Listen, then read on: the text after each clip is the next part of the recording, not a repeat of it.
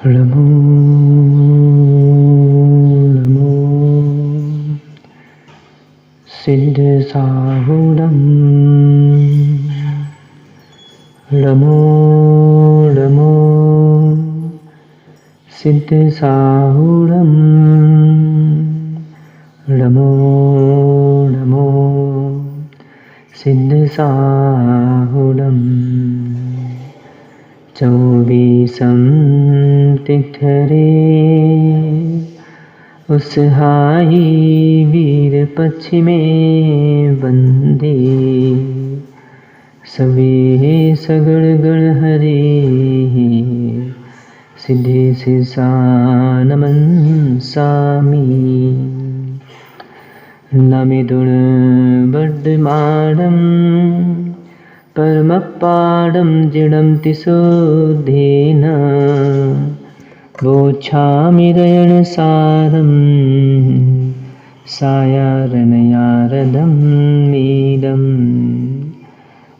अंतातीत सिद्ध परमेष्टि भगवान की 1008 भगवान श्री वर्धमान स्वामी की परम पूजनीय आचार्य भगवान 108 श्री कुंद कुंद स्वामी की परम पूजनीय दीक्षा शिक्षा प्रदाता आचार्य भगवान गुरु श्री 108 विशुद्ध सागर जी महाराज की सिद्धांत शास्त्र की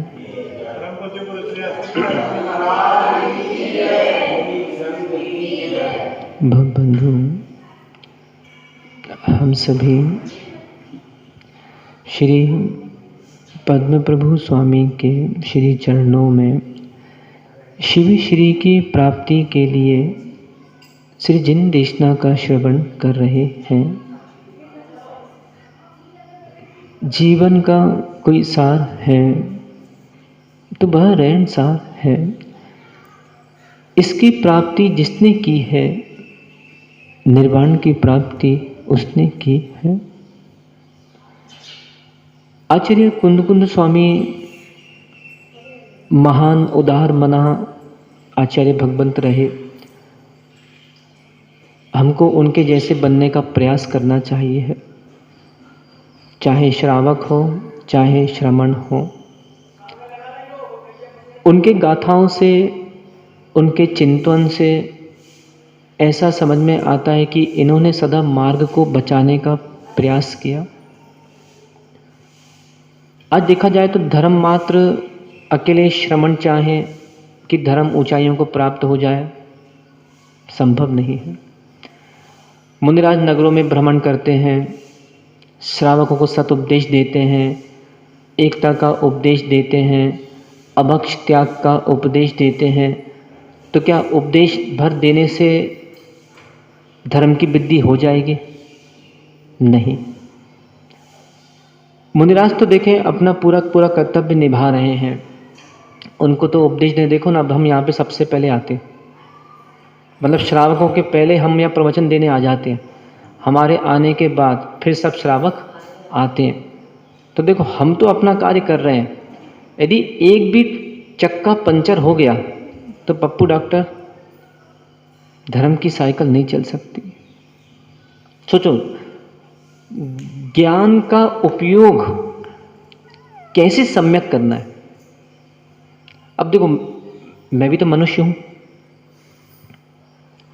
और मेरी उम्र तो आपसे कम है। आप लोग की उम्र तो कितनी, 50 साल की हो रही है, 60 साल की हो रही है, 40 साल की हो रही है, 75 साल की हो रही है। तो मुझे कैसे याद रहता है कि 7:57-58-55 पे मुझे मंच पे आके बैठ जाना है? ये मुझे कैसे याद रहता है? और एक श्रावक को कैसे याद नहीं रहता कि चलो अब जाना है महाराज के प्रवचन, जाना है। याद कैसे नहीं रहता? देखो, जो नहीं आते प्रवचन सभा में उनसे तो अपने को मतलब ही नहीं है। जिनको पूरा ज्ञान हो चुका है और जो अपने आप को पूरा चारित्र से परिपूर्ण समझते हैं, तो ऐसे श्रावकों को तो लगता है प्रवचन सुनने की आवश्यकता है ही नहीं। मैं देख रहा हूँ ना, महवा में कितने सारे ऐसे श्रावक हैं जिनको मालूम है कि हम गड्ढे में हैं और फिर भी रस्सी डालने वाला कोई मिल गया, उस रस्सी को भी पकड़ना नहीं चाह रहे। संसार दर्शन की कथा सुनिए ना, कथा नहीं सुनाऊंगा। जब संसार दर्शन में वो व्यक्ति जो लटका रहता है पेड़ों पर, डाल पे, ऊपर विद्याधर का रथ निकलता है और वो कह रहे हैं कि आओ हमें पकड़ लो, हम तुम्हें निकाल लेंगे। पर वो इंद्रिय सुख में इतनी उसकी आसक्ति, वो नहीं कर सकता, नहीं निकला, उसने नहीं पकड़ा, बाहर नहीं निकला।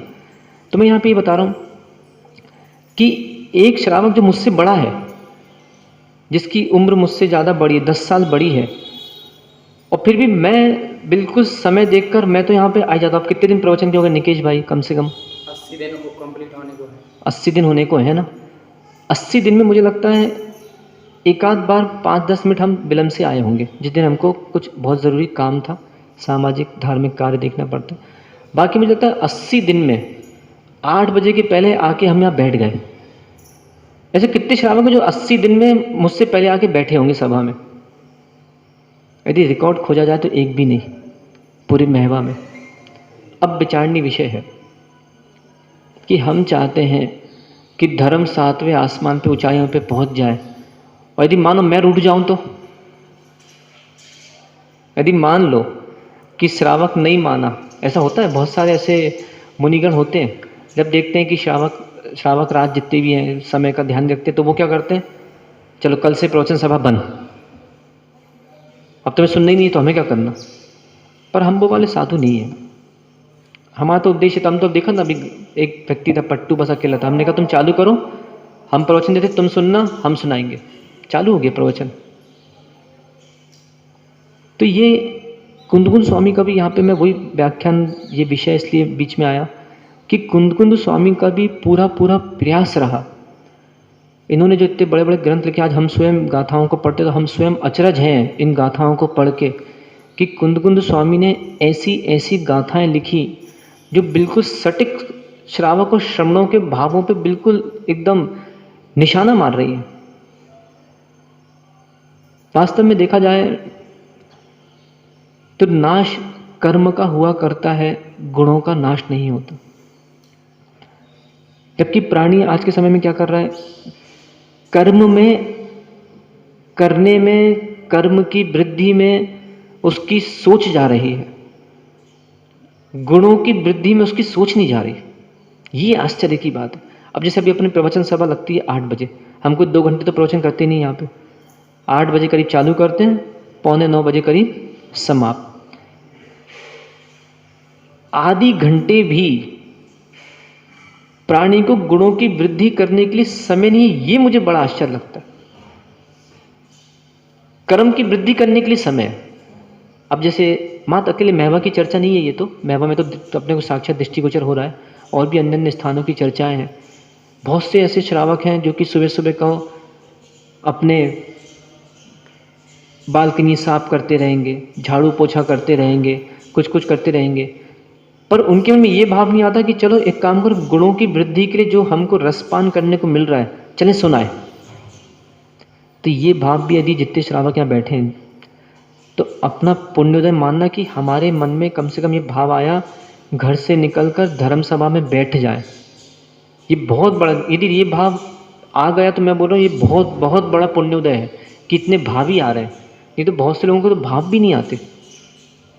तो यहाँ कुंदकुंद स्वामी भी बार बार प्रयास कर रहे हैं कि कैसे अपने मानस पटल को व्यवस्थित किया जाए, क्योंकि मन की हानि, मैंने कल भी कहा था, मन की हानि की, मन की मलिनता की कोई उम्र नहीं। बहुत से लोग होते हैं ना, एक शब्द आता है हमारी खासकर युवा पीढ़ी के मन में, महाराज जी बोर हो गए। क्या हो गए? बोर हो गए, अब कितना धर्म करें। तो ये पूर्व के संस्कार है।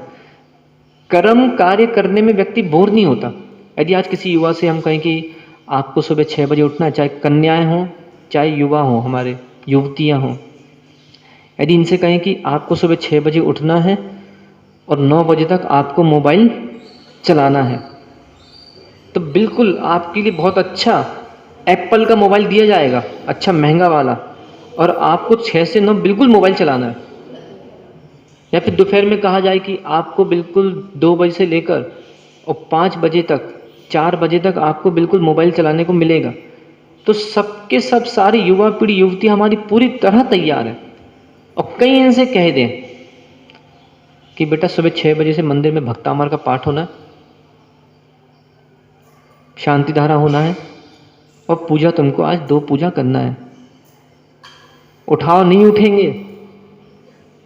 दोपहर में कह दो भैया महाराज का चातुर्मास चल रहा है और सहस्त्र नाम का पाठ होना है, कक्षाएं लगना है, तो एक काम करो 2:30 बजे से लेके 2 बजे से लेके 4 बजे तक 2 घंटे का समय निकाल लो। नहीं, बिल्कुल नहीं। इसमें चिंतन करना पड़ेगा कि कर्म की वृद्धि के लिए प्राणी कितना कुछ कर रहा है और गुणों की वृद्धि के लिए कितना नहीं करता। बताओ, अब श्रावक देखो 7-7 बजे उठ रहे, 6-6 बजे उठ रहे। अरे 4 बजे उठो ना, जब घर में सब सोए तब उठ के माला फेरो, फिर देखो कितना आनंद आता है। नहीं उठ सकता। अभी देखो नया साल आने वाला है, आज से नया साल आने में मात्र 20 दिन बचे कि कितने दिन? 20 ही बचे क्या? आज दशहरा है कि कल है दशहरा? आज दशहरा का दिवस है। आज से 20 दिन बाद नया साल आने वाला है। जैनों का नया साल यही कहलाता है, हमारा वीर निर्वाण संवत बदलता है। लोगों ने 1 तारीख को बोलते हैं हैप्पी न्यू ईयर। तो अभी 25 तारीख को 25 तारीख को बधाई देना सबको। 26 तारीख को नववर्ष की बहुत बहुत शुभकामनाएं। यह है जैनों का नववर्ष। हिंदुओं का नववर्ष गुड़ी पड़वा, जैनों का नववर्ष महावीर निर्वाण, और भौतिक विदेशियों का नववर्ष 1 जनवरी। पर हम क्या करते हैं? हम अपने ईष्ट का निर्वाण भूल जाते। ये तो मैं कह रहा हूँ, आज के समय में हम जैन होने के बाद हम जैन क्रियाओं को और जैन चिंतन को सब भूलते जा रहे हैं। हम भी भौतिक होते जा रहे हैं पूरी तरह। ये क्या है? इसका काम क्या है? पूर्व के संस्कार। आज घर में देखते हैं ना, बड़े बड़े बुजुर्ग माता पिता 1 तारीख को हैप्पी न्यू ईयर मनाते हैं। अब वो छोटा बच्चा देखता है तो उसको भी मन में आ जाता है हैप्पी न्यू ईयर ये है, जबकि वीर निर्वाण दिवस के दिन मनाओ नया साल। तो नया साल लगने वाला है, तो अभी से अपनी विचारधारा चिंतन करो, अभी से अपने आप को विचारधारा बदलने का प्रयास करो। कैसे करना है कि देखो इतने साल मुझे हो गए, इस साल कुछ आगे बढ़ा जाए। जैसे जो लोग ब्रह्मचर्य व्रत पालन करते हैं, माना किसी का 25 दिन है, किसी का 26 दिन है, किसी का 27 दिन है, किसी का 15 दिन है, वो अपना ब्रह्मचर्य व्रत को बढ़ाएं। 2-2 दिन बढ़ाओ, 1-1 दिन बढ़ाओ। जो ये अभक्ष का सेवन कर रहे हैं, यदि इन्होंने पूरी तरह इनकी विरक्ति नहीं हो रही है, कोई बात नहीं, चलो अब ये पूरा साल हम हफ्ते में 1 दिन अभक्ष नहीं खाएंगे। कौन कह रहा है तुमसे हफ्ते 7 दिन छोड़ दो? युवा पीढ़ी खासकर इस बात पे विचार करे कि चलो इस हफ्ते में हम 1 दिन का त्याग कर रहे हैं। हम चलो हफ्ते में रात्रि भोजन 1 दिन नहीं करेंगे, क्योंकि देखें क्या बोलते हैं, आप ही लोग बोलते हो नया साल, नया साल। अब जब नया साल है तो कुछ नया तो हो।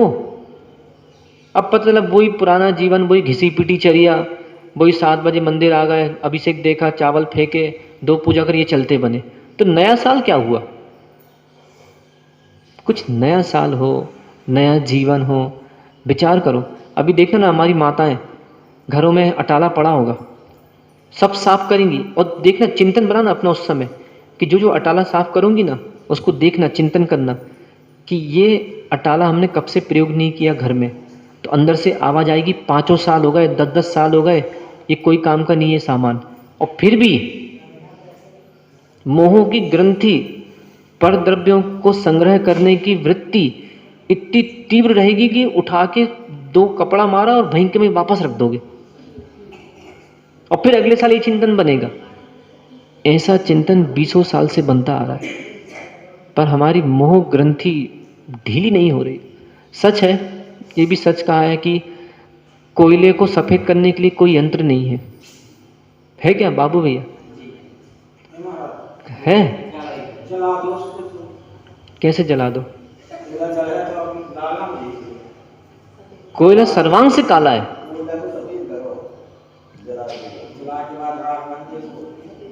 एक काम करना, दोपहर में हमारे पास आना, हमें दिखाना। या बातों में काम नहीं कर, बातों में नहीं, प्रायोगिक दृष्टि। पवन कुमार कह रहे हैं कि जला दो उसको तो वो सफेद हो जाएगा, उसकी पर्याय बदल गई, उसकी पर्याय बदल गई। अभी एक माना चतुष्कोण कोयला मेरे पास है, उसे सफेद करना है, कोई यंत्र नहीं है। ऐसी जिसका जीवन कोयले की तरह काला है, उसके सफेद करने के लिए कोई भी यंत्र नहीं है।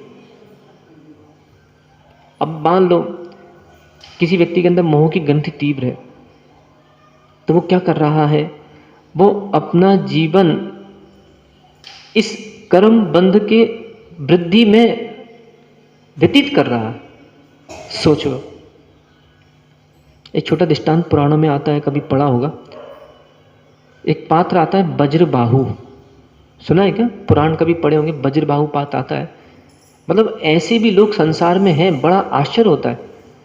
जिसकी शादी हो चुकी थी, एक सुंदर कन्या से, मनोदया नाम की कन्या से उसकी शादी हुई थी। उसको उसकी सुंदरी इतनी प्रिय थी कि वो अपनी पत्नी को कुछ क्षण के लिए भी नहीं छोड़ा करता था।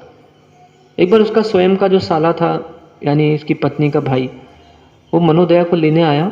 कहाँ ले जा रहा था? अपने मायके, अपने घर।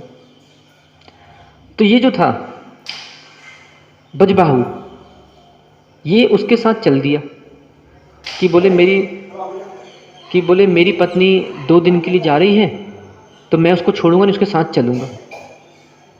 अब वो साला सोचता था कि बताओ, जीजा को मेरी दीदी पे कितना अनुराग है कि 2 पल के लिए भी छोड़ना नहीं चाह रहे।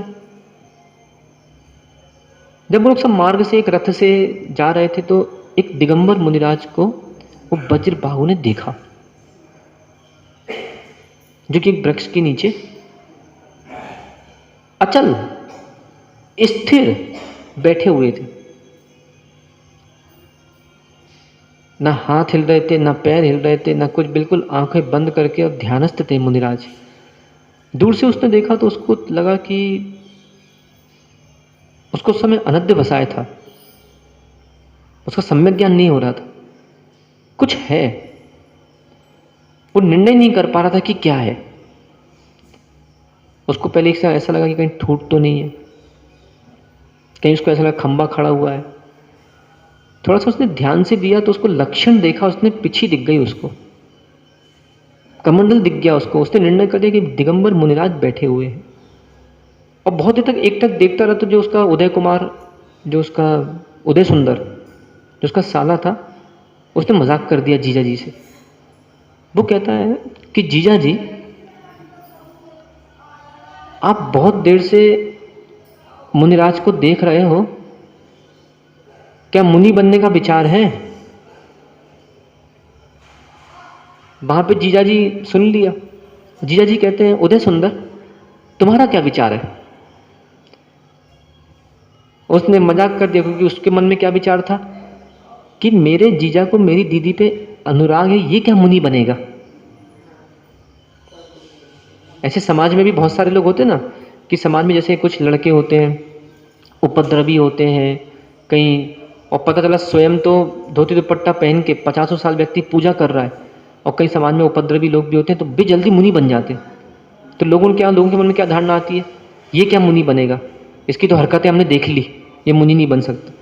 ऐसा कभी किसी के बारे में मत बोलना, स्वयं का लड़का क्यों ना हो, भले वो धूम्रपान करता हो, भले वो व्यसनी हो, भले वो शराब पीता हो, भले वो जुआ खेलता हो, पर उसके बारे में भी ये मत बोलना कि ये कैसे मुनि बन जाएगा, ये बन ही नहीं सकता। क्योंकि भाव किसके कब बदल जाएं कोई निश्चित नहीं। तो जैसे उदय सुंदर ने वहां पे जीजा जी से मजाक किया कि जीजा जी, मैं देख रहा हूं आप बहुत देर से मुनिराज को देख रहे हैं, क्या विचार है? जीजा जी ने प्रति प्रश्न कर दिया, उदय सुंदर, तुम्हारा क्या विचार है? तो वो मजाक में क्या कहता है, बस जीजा जी, जो आपका विचार है वो ही मेरा विचार है। समय व्यतीत नहीं हो पाया कि जीजाजी रथ से उतरे और वज्रबाहु रथ से उतर के सीधा जहां दिगंबर मुनिराज बैठे थे उनके पास पहुंच गया। इसलिए प्रतिक्रमण जब हम लोग पढ़ते हैं, आचार्य गौतम स्वामी का प्रतिक्रमण जब पढ़ते हैं, उसमें आता है ऋग्ग्रंथे पवयणे, निर्ग्रंथ ही प्रवचन है। नारे लगाते हो ना, क्या बोलते हो? दिगंबर मुद्रा देख लो, त्याग करना सीख लो। हम ज्यादा नहीं बोल रहे, अजैनों से अपन क्या बोल रहे हैं? ज्यादा नहीं बोल रहे, बस श्रावक राज क्या बोलते हैं? आप तो बस दिगंबर मुद्रा देख भर लो और देख के आप स्वयं सीखो। अब आपको सिखाने की जरूरत नहीं है कि मार्ग ये है। वज्रबाहु जैसे ही वो मुनिराज के पास पहुंचे, भाव बदल गए। भाव तो पहले से रथ में विचार चल ही रहा था। वहां जाके आभूषण उतार दिए, वस्त्र उतार दिए और बैठकर केश लुंचन करना प्रारंभ कर दिया और हाथ पे हाथ रख गए, बैठ गए। अब बेचारा उदय सुंदर घबराया, अरे जीजा जीजा जी क्षमा करना, मैं तो मजाक कर रहा था। उधर दीदी समझा रही है कि स्वामी ये क्या कर रहे हो, क्या कर रहे हो? आप तो मुझे एक पल के लिए भी नहीं छोड़ा करते, ये क्या हो गया आपको? कुछ नहीं। अब कौन से जीजा जी, अब कौन से पति, पर्याय बदल गई। अब मुनि होगा, यति बन गए। जैसे निकेश भाई, पति नहीं यति बनना। पुत्तुलाल जी, लड़के को किसी का पति मत बनाना, लड़के को यति बनाना। इसलिए मैंने देखो, वो परसों एक दीदी जी आई थी जिनकी आज दीक्षा है, आज ही है ना, उनकी करगुआ जी में दीक्षा है, गढ़नी आरी का विवाह श्री माता जी के कर कमलों से। उनको मैंने एक बात बोली थी, उनकी निमित्त से मतलब श्रावकों को भी बताया था, उनको भी समझाया था कि एक कन्या जो संतान की, बच्चे की मां बनने का प्रतीक्षा कर रही है, उसके मन में विचार चल रहा है 18 साल से, 17 साल से, 19 साल हो गई, 20 साल की हो गई, 21 साल की हो गई, वो विचार कर रही है और उसके माता पिता विचार कर रहे हैं कि मेरी लड़की कब बच्चे की मां बन जाए। और एक कन्या ये विचार कर रही है कि किसी बच्चे की मां छोड़कर, वो पद छोड़कर, अभ्रम सेवन छोड़कर मैं किसी जगत की मां बन जाऊं। और एक माता पिता विचार कर रहे हैं कि काश मेरी लड़की इस जग की मां बन जाए। और एक माता पिता विचार कर रहे हैं काश मेरी लड़की बच्चे की मां बन जाए। सोचो, हीन बुद्धि किसकी, मलिनता किसमें? विचार करो, ये मन में भाव आ रहा है कि नहीं आ रहा? अजित कुमार, कभी ये भाव आता है मन में कि काश मेरी लड़की जगत की मां बन जाए? नहीं आता महाराज जी, हम तो मोही हैं, जिसकी जहां होती मती उसको नहीं लगती अति। मैं घट्टू को बोल दूं आज कि नानू को यति बनाना, वो मुझसे लड़ेगा, नहीं महाराज मैं तो पति बनाऊंगा। मैं बोलूंगा नहीं यति बनाना, नहीं महाराज मैं तो पति बनाऊंगा। तो उससे तो पूछ लो उसके क्या भाव हैं, विचार नहीं विषय। आज भाई साहब पढ़ने गए, गुड्डू हमारे खुरई पढ़ने गए, काय के लिए गए पढ़ने? हे भगवान पैसा कमा के मैं किसी कन्या का पति बन जाऊं। सोचो तो, मैं तो कभी कभी विचार करता हूं उस कन्या का कितना पुण्य का उदय होगा कि उसका पालन पोषण करने वाला भविष्य का पति अभी से कहीं विदेश जा रहा है, कहीं पुणे जा रहा है, कहीं दिल्ली जा रहा है, बेचारा मेहनत पे मेहनत कर रहा और बैंक अकाउंट भरते जा रहा, 2 लाख, 4 लाख, 10 लाख, 50 लाख की शादी के बाद कैसे पालन पोषण करेंगे। सोचो उस कन्या का कितना पुण्य उदय होगा। वास्तव में पिता तो वो ही है जो ये मुनिराज के चरणों में भी आके ये प्रार्थना करे, महाराज जी लड़की जग की मां नहीं बन रही, आशीर्वाद दो जग की मां बन जाए। लोग तो आशीर्वाद लेने आते, महाराज जी हमारी लड़की की शादी नहीं हो रही, लड़का नहीं मिल रहा, आशीर्वाद दे दो कि जल्दी हमारी लड़की बच्चे की मां बन जाए, उसकी शादी हो जाए।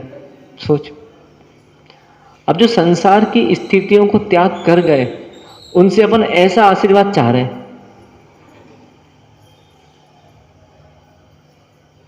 पुरुष गण आते हैं, महाराज जी लड़के की शादी नहीं हो रही, आशीर्वाद जल्दी पति बन जाए। भैया जो स्वयं पति पद को छोड़कर यति बन गए वो तुम्हें पति बनने का आशीर्वाद देंगे? विचारणीय विषय है। अपन किसके पास क्या मांगने जा रहे हैं? सोचो ना, भगवान के पास यहाँ पे महवा में, इधर पद्म प्रभु चरणों में दिन में 50 भिखारी आते हैं। कोई भीख मांगने आता है, हे भगवान आज दशहरे का दिन है, अच्छी सुबह 7 बजे भूनी हो जाए और रात भर कम से कम 50,000 का व्यापार हो जाए। कुछ भिखारी ऐसे आते हैं, हे भगवान लड़के की शादी नहीं हो रही, एक बहू आ गई और 3 4 10 15 बहू और आ जाए। कुछ तो ऐसे और जिनका महान वो रहता है उदार मना, कि महाराज अपने घर की बात नहीं करते, महाराज मोहल्ले में 50 लड़के कुंवार हैं, आशीर्वाद दे दो सबकी शादी हो जाए। जी ये नहीं बोलते कि महाराज जी 50 लड़के कुंवारे हैं, आशीर्वाद दे दो कि 5 लड़के मुनि बन जाएं। ये कौन सी धारा चल रही है? अभी ज्ञान की धारा रागमय जा रही है, कर्म वृद्धि में जा रही है। गुणों की वृद्धि अभी करने का बहुत विचार करना पड़ेगा। वहां वज्रबाहु को पत्नी समझा रही, वहां वज्रबाहु को साला समझा रहा कि जीजा जी चलो, मैं तो मजाक कर रहा था। और जब उन्होंने नहीं माना, पत्नी ने भी आर्य का पद धारण कर लिया। साले ने तो कह ही दिया था जीजा जी जो आपका विचार है वही मेरा विचार है, उसने जाके पद धारण कर लिया, वो भी मुनि बन गया। एक के कारण पूरे परिवार का कल्याण हो गया। विचारणीय विषय। चलो एक नियम ले लो, निकेश से आज एक नियम दिलवा देते, पूछ लेते, पता तो पड़े कितने पानी में। घर में से चाहे आज हो चाहे आज से 20 25 50 साल बाद हो, क्योंकि अभी कितनी उम्र है तुम्हारी? 23 साल है ना, तो कम से कम 80 साल तक तो जियोगे। माना कोई बात नहीं, माना लड़का भी 60 साल और जिएगा, कोई बात नहीं। चलो ये नियम ले लो कि यदि मेरे घर से कोई भी मुनि पद पे बढ़ेगा तो मैं भी निकल जाऊंगा, चाहे आज हो चाहे यदि कोई 40 साल बाद भी मुनि पद पे बढ़ेगा, उस समय तुम्हारी उम्र 60 साल की होगी। तो जैसे ही वो निकला हम भी निकले, कितने काम होंगे। अब मैं चिंतन का विषय दे रहा हूं, 2 दिन बाद बताना मुझे इस बारे में, विचारणीय विषय है। गुड्डू ले लो ये नियम कि मेरे कुटुंब बहुत बड़ा, मेरे कुटुंब का कोई भी व्यक्ति यदि वैराग मार्ग पे बढ़ेगा मैं तुरंत उसके पीछे निकल जाऊंगा। घट्टू ले लोगे ये नियम? नहीं समझ में आया तो ले लो ये नियम। अब पवन कुमार से कह नहीं सकते, मोह की ग्रंथि अभी बहुत जोर है उसमें। मुझे तो लगता है सीधे सीधे वो कब टूटेगी, जब उसमें आग लगाएंगे तभी वो रस्सी खुलेगी, उसके पहले खुलने वाली नहीं। जब तक ये शरीर में आग नहीं लगेगी तब तक मोह की ग्रंथि लगता है टूटने वाली, तीव्र है। पर कोई बात नहीं, हम तो सभी प्राणियों को वज्रबाहु की तरह ये दृष्टांत से देखें। ये दृष्टांत को बहुत गंभीरता से ग्रहण करना है कि वज्रबाहु जैसा ऐसे बहुत हो सकते हैं कि जो अपनी पत्नी को एक क्षण भी नहीं छोड़ना चाह रहा, और जैसी उसने वीतराग की वैरागी की मुद्रा देखी, भाव तुरंत पलट। कभी देखा ना, व्यापार कभी करते हो या कभी जाते हो, कटनी जाते हो, सतना जाते हो, कोई सामग्री खरीदने जाते हो, कभी सब्जी भी खरीदने जाते हो, तो माना क्रम से सब्जी वाले बैठे हैं और कोई सब्जी टमाटर खरीदना है मान लो, तो बैठ भी गए, उसकी टोकरी में छांट भी रहे हो और कहीं दृष्टि पड़ोस में पड़ गई और टमाटर हाथ में है, मन भी बना लिया कि मुझे ये लेना है, और कहीं दृष्टि कहां पड़ गई? पड़ोस में। वो टमाटर अच्छा लगा तो तुरंत क्या किया, इसको छोड़ के अभी आ रहा है। कितना झूठ बोलता है देखो। कम से कम इतना झूठ तो मत बोलो, कम से कम सामान नहीं लेना तो बोल दो भैया हमें नहीं लेना, आ रहे थोड़ी देर से आ रहे, अभी थोड़े चक्कर मार के आ रहे, वहां तो काम आ गया हमें। बताओ, गरीबों से झूठ कुछ नहीं। बाजू में दिखा, उठा के ये टमाटर छोड़ के उसने बाजू को टमाटर खरीद लिए। ऐसे अपना, ये तो चलो एक व्यवहारिक जीवन है, ऐसे ही जो चीज़ अच्छी लगे उसे पुत्तूलाल जी लेना चाहिए कि छोड़ देना चाहिए? लेना चाहिए। तो बता मुनि मुद्रा कैसी है, तो ले लो।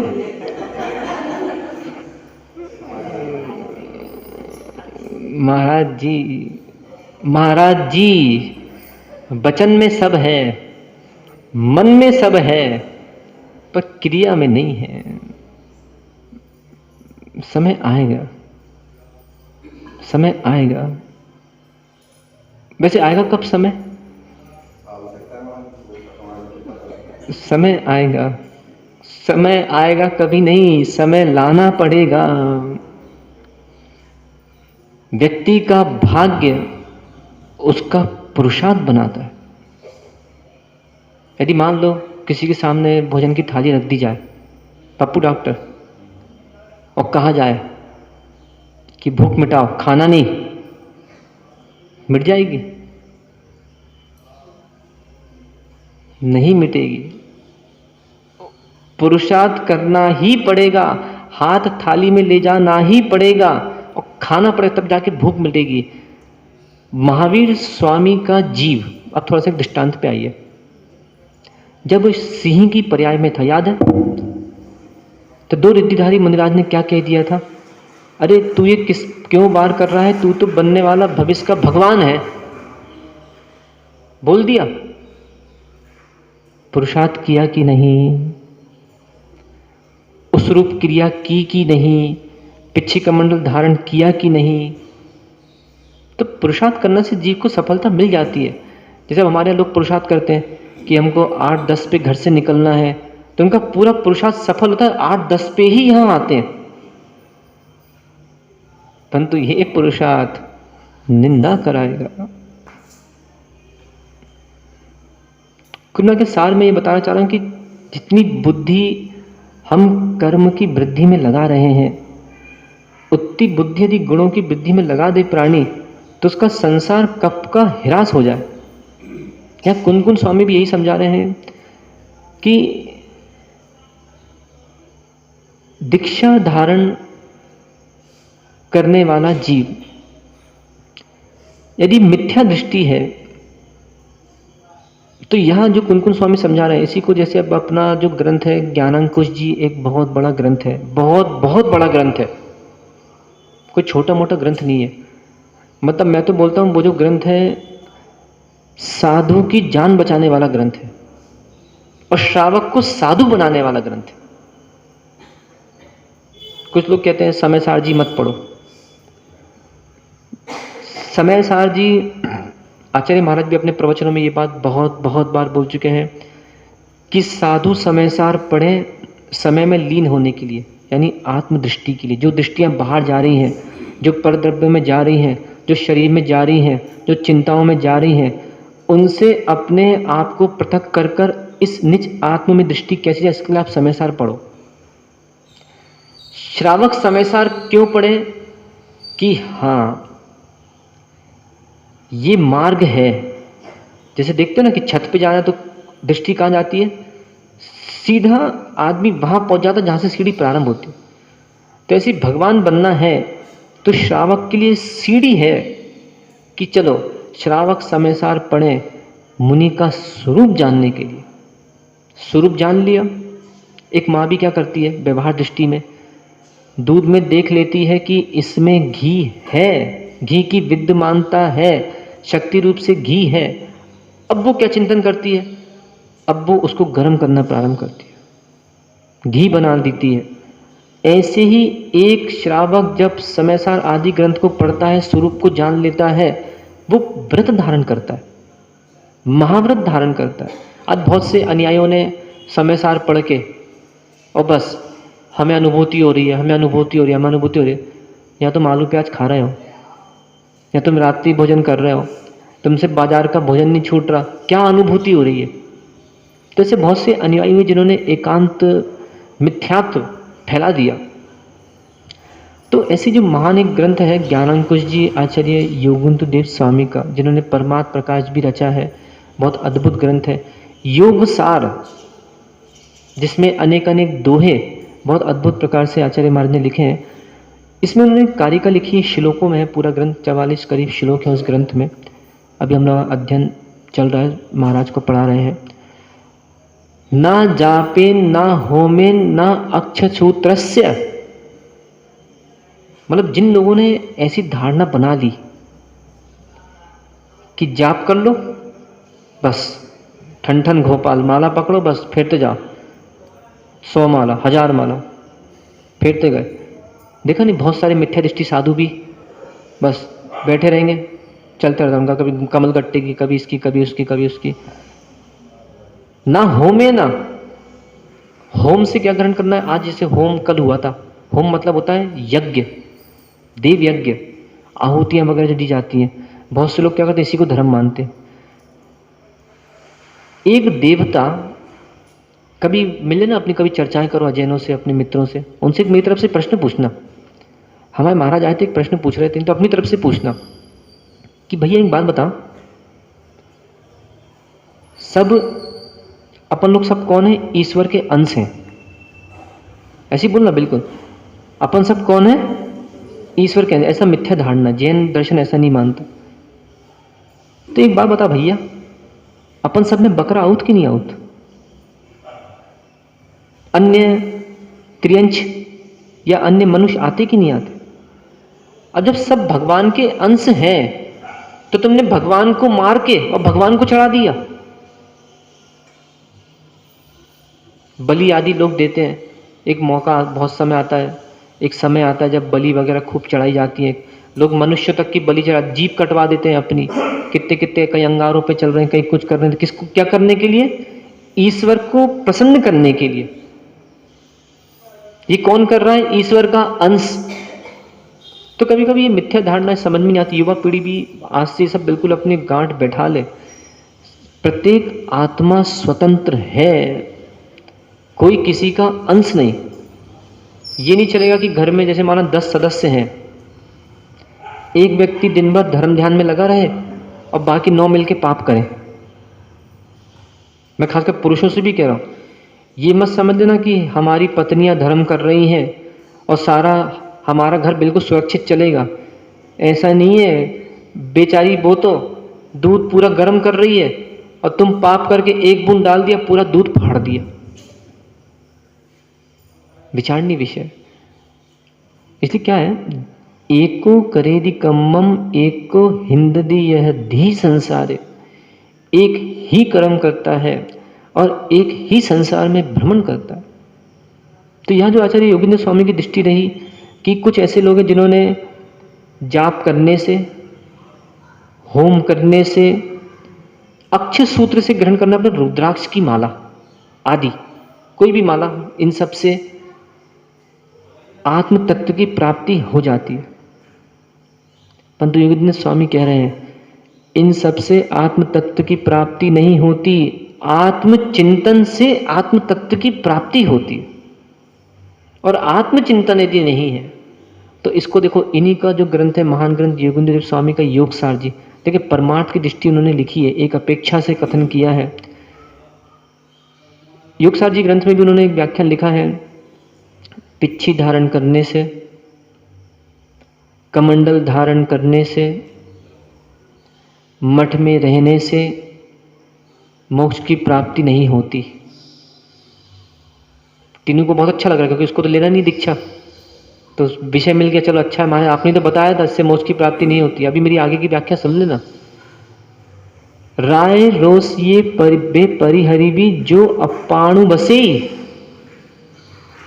सो पंचम गई डे। वो दृष्टि ये दे रहे हैं कि कहीं व्यक्ति पिच्छी लेने के बाद, कमंडल लेने के बाद कहीं ये ना सोच ले कि हमारा मोक्ष का रास्ता खुल गया। वो तो ये कह रहे हैं कि राय रोष बेपरिहरी भी, जब तक राग द्वेष का त्याग करके जो अपाण बसे आत्मा में वास नहीं करता, तब तक उसको निर्वाण की प्राप्ति नहीं होती। और कपड़ा वाला तो आत्मा में वास कभी तीनों भाई कर ही नहीं सकते, तो साधन पिच्छी कमंडल लेना ही पड़ेगा। सारा सुख यदि संसार में होता, उस पड़ा होगा ना वैराग्य भावना, तो तीर्थंकर क्यों त्यागे काहे को शिव साधन करते और सो संयम अनुरागे। वो काय को साधना करते, उनको संयम से अनुराग क्यों होता? तो यहाँ कुनकुन स्वामी की भी वही दृष्टि कह रहे हैं कि बाह्य वेश धारण करने से कुछ नहीं। देखें, कम कम मुड़खवे जो हो पर बमहुड़ा जाने सम उम्मुख को अथुड़ा तथुड़ा जीवो लिंगम घेतुण किम करई। जो सम उम्मुख को, बड़े ध्यान से सुनने की बात है, जो सम्यक से उन्मुक्त जीव है, यानी कौन सम्यक का विरोधी मिथ्या, सम्यक दृष्टि का विरोधी मिथ्या दृष्टि, अर्थात जो मिथ्या दृष्टि जीव है, पर ब्रह्महु ना जाने ही, परम ब्रह्म को नहीं जानता, यानी आत्मा को। आगे क्या लिख रहे हैं? कम्मु खबेना, वो कर्मों का क्षय नहीं करता। अभी विचार करो, कितनी बड़ी बात लिख दी कि दिगंबर मुनि बनने के बाद भी सम्यक से उन्मुक्त है और आत्म तत्व का चिंतन नहीं करता, परम ब्रह्म को नहीं जानता, वो कर्मों का क्षय नहीं कर सकता। तो गृहस्थों का क्या है? सोचो, जो ना घोड़ा है ना गर्दभ है, वो कौन है? एक वो सुना होगा, बीच में एक बात बता देता, धोबी का, जोर से बोलो थोड़ा, घर का ना घाट का। इसका मतलब क्या है घट्टू भाई? इस मुहावरे का अर्थ क्या है? मैं बताता हूं। धोबी का, यहां पे जो शब्द आया है कुत्ता, तो कुत्ता मतलब हमको इससे जानवर ग्रहण नहीं करना। जो घर में कपड़े धोते हो ना जिससे, मोगरी, मुगरिया, उसको बोलते हैं कुत्ता। ये मुहावरा का अर्थ अभी पता नहीं है, सुन लो अच्छे से और बच्चों को अभी से बता देना ताकि उनके भी भ्रम ना रहे। तो क्या कह रहे हैं? धोबी का कुत्ता, यानी धोबी की वो मुगरिया। तो धोबी क्या करता है? उसको कपड़े प्रतिदिन धोना पड़ते हैं। ना घर का, वो घर नहीं ले जाता क्योंकि उसको कल फिर से लाना पड़ेगी, और घाट पे नहीं रखता क्योंकि यदि घाट पे रख देगा तो वो मुगरिया लकड़ी की बह जाएगी। तो वो क्या करता है? बीच में छोड़ देता है। तो इसका मुहावरा क्या? ये जो धोबी का कुत्ता यानी धोबी की मुगरिया, ना घर का ना घाट का, बीच में पड़ी है। तो ऐसी जो व्यक्ति ना तो यहाँ का ना वहाँ का, जिसकी दशा बीच की है, तो ये मुहावरा वहाँ लगता है। समझ में आ गया? बहुत अच्छा। कर्मों का क्षय नहीं कर सकता कौन? वो मिथ्या दृष्टि जीव, जिसकी आत्मदृष्टि नहीं है। अथूड़ा तत्थुणा, अथूड़ा तत्थुणा मतलब ना वो यहाँ का, यहाँ मतलब इस लोक, और ना वो वहाँ का, वहाँ मतलब परलोक। तो उस जीव को ना तो इस लोक में वो धर्मात्मा है क्योंकि उसकी सम्यक से हीन हो गया, और ना परलोक में वो धर्मात्मा होगा क्योंकि जब इस लोक में उसको श्रद्धा नहीं है, उसके अंतरंग में सम्यक्त से उन्मुक्त है, तो परलोक में कैसे उसको कल्याण होगा? लिंगम घेतुणम किम करेई। क्या कह रहे हैं? घेतुण यानी ग्रहण, इस लिंग को धारण करके क्या कर सकता है? तो ये यहाँ कुनकुन स्वामी समझा रहे हैं कि देखो भैया, सम्यक्त की जड़ मजबूत रखना, सम्यक से उन्मुख ना हो पाए जीव। देखो, एक व्याख्या कुनकुन स्वामी की है, इससे श्रावकों को ये सीख लेना। मैं श्रावकों को, श्राविकाओं को एक बहुत अच्छी सी एक बहुत चिंतन दे देता हूँ। कुछ श्रावक श्राविकाएं जो होते हैं, जो कभी क्षेत्रों पे जाते हैं, कहीं और मुनिराज रहते हैं, आरिकाएं रहती हैं, उनको देखकर कहीं उनके मस्तक में प्रश्न चिन्ह आता है। बहुत गहनतम चिंतन देके मैं बात समाप्त कर रहा हूँ। कैसा? पप्पू डॉक्टर माना कोई महाराज के पास गया और महाराज थोड़े से गुस्सैल थे। कहा है ये जो महाराज आए इतनी गुस्सा कर रहा है, जी आरिका है ऐसो कर रही, बेसो कर रही।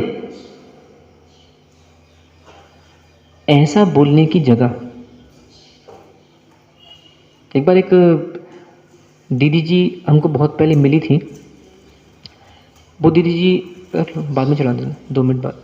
वो दीदी जी बैठी तो ऐसी चर्चा चली, बोली महाराज जी आर्य का संघों में ये, संघों में वो, तो वो संघ की कुंदा की निंदा कर रही थी वो दीदी जी। बोले महाराज जी ऐसा रहता है, वैसा रहता है, ये रहता है, वो रहता है, समझ में नहीं आता। तो मैंने वो दीदी जी को सम्यक ज्ञान दिया। देखो ज्ञान देने की सबको आदत है, पर सम्यक ज्ञान देने की हर किसी को आदत नहीं है। मैंने वो दीदी जी से कहा, दीदी जी आप एक काम करो ना, आपकी उम्र कितनी है? महाराज जी 25 साल। ठीक है, आपके मन में साधु संघों को देख के ये जो भाव आ रहा है कि वहाँ ऐसा, ये ऐसा, वो वैसा, वो वैसा, वो वैसा, आप एक काम करो, आप बुद्धि से काम लो, आप संघ में दीक्षा लो, और दीक्षा लेने के बाद आप अपना अच्छा व्यवहार बनाना, आप सर्वगुण संपन्न बनना। इससे आपके गुरु आपसे प्रसन्न रहेंगे, आप योग्य होगे, आपका संग होगा, विशालता को प्राप्त होगा। तो जो भविष्य की लड़कियां होंगी वो ये सब बातें नहीं कर पाएंगी, क्योंकि आप आज संघों में ऐप देख रहे हो, और कहीं आप बनोगे तो आप अच्छे बन के बताओ। इसलिए श्रावकों को मैं बहुत बहुत सदुपदेश दे रहा हूँ कि गाथा को लेकर, कि देखो भैया वज्रबाहु की कथा भी मैंने इसलिए सुना दी थी कि एक क्षण रथ पे बैठा था और दूसरे क्षण वो मुनि था। मान लो कोई मुनिराज है, कोई आर्यिका है, हो सकता है अपने नगर का कोई व्यक्ति हो, चाहे शादीशुदा हो चाहे बालक भी हो सकता है कल वो वहाँ शराब पी रहा हो, कल उसके हाथ में गिलास है, आज उसके हाथ में पिछी हो सकती है। आदिनाथ स्वामी का उदाहरण देख लो ना आप, क्या रंग चल रहे थे, नीलांजना जैसी अप्सरा का नृत्य देखा जा रहा था, सभी सेवक लाइन से लगे हुए थे, क्रम से बैठे हुए थे, सेवा कर रहे थे, और जैसे ही एक नीलांजना से दूसरी नीलांजना पलटी, सौदामिन का जो चमत्कार था, रंग में भंग पड़ गया। तो भावों की दशा विचित्र है। दुनिया को देखने की जगह हम अपने आप को देखें, अपना चिंतन बढ़ाएं और मोक्ष मार्ग पे आगे बढ़ने का प्रयास करें, जिससे जीव रक्षा हो, अवश्य निर्वाण की प्राप्ति हो सके। रक्षा करो जीव की रक्षा करो, जीव की रक्षा करो, रक्षा करो जीव की रक्षा करो। यदि नहीं की रक्षा जीव की तो चलती रहेगी दुकान कर्म अजीब की। भगवान आदिनाथ स्वामी की। बोलिए मूल नायक भगवान श्री पद्म प्रभु स्वामी